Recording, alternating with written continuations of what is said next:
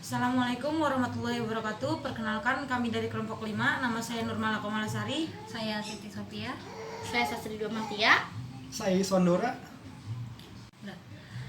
Kami di sini akan mempresentasikan tentang perekonomian industri.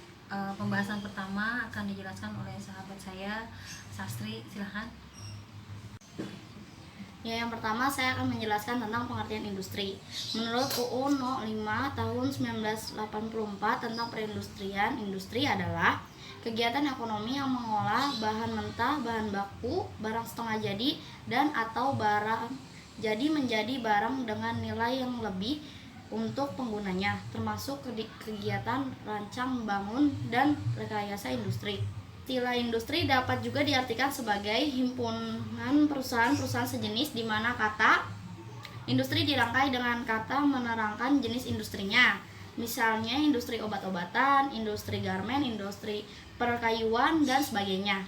Oke, yang kedua akan dijelaskan oleh Mala.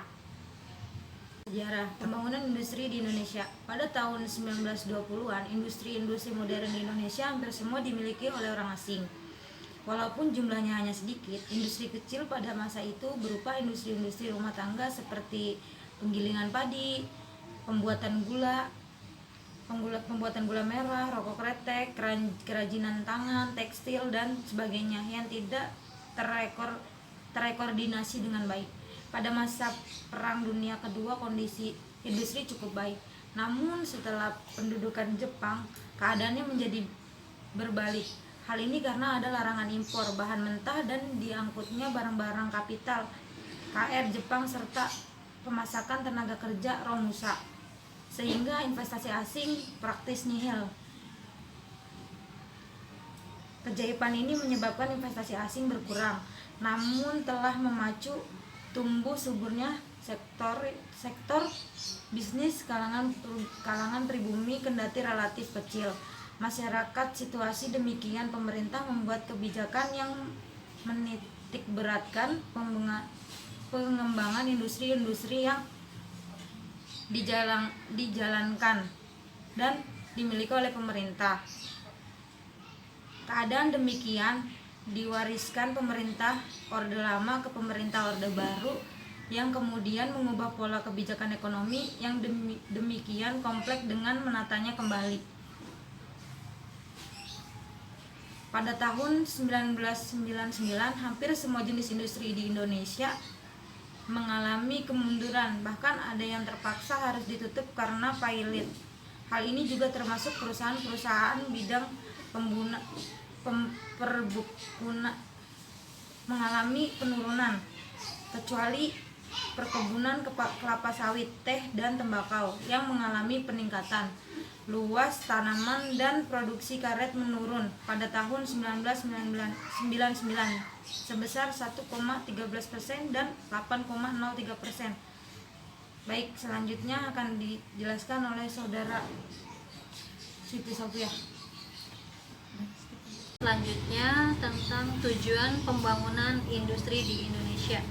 Dalam pandangan umum bahwa pembangunan industri di Indonesia bertujuan untuk satu, meningkatkan kemakmuran dan kesejahteraan rakyat secara adil dan merata dengan memanfaatkan dana sumber daya alam dan atau hasil budidaya serta dengan memperhatikan keseimbangan dan kelestarian lingkungan hidup. 2. Meningkatkan pertumbuhan ekonomi secara bertahap, mengubah struktur perekonomian ke arah yang lebih baik, maju, sehat, dan lebih seimbang sebagai upaya untuk mewujudkan dasar yang lebih kuat dan lebih luas bagi pertumbuhan ekonomi pada umumnya, serta memberikan nilai tambah bagi pertumbuhan industri pada khususnya. 3. Meningkatkan kemampuan dan penguasaan serta mendorong terciptanya teknologi yang tepat guna dan menumbuhkan kepercayaan terhadap kemampuan dunia usaha nasional. 4. Meningkatkan keikutsertaan masyarakat dan kemampuan golongan ekonomi lemah, termasuk pengrajin, agar berperan secara aktif dalam pembangunan industri. 5. Memperluas dan memeratakan kesempatan kerja dan kesempatan berusaha, serta meningkatkan peranan koperasi industri. Cukup sekian dari saya. Pengaruh pembangunan industri terhadap perekonomian Indonesia.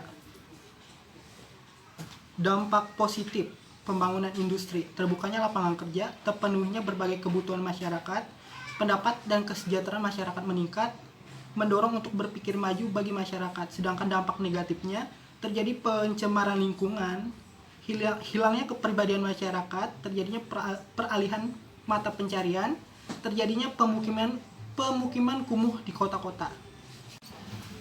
Demikian penjelasan presentasi dari kami hari ini. Kurang lebihnya mohon maaf.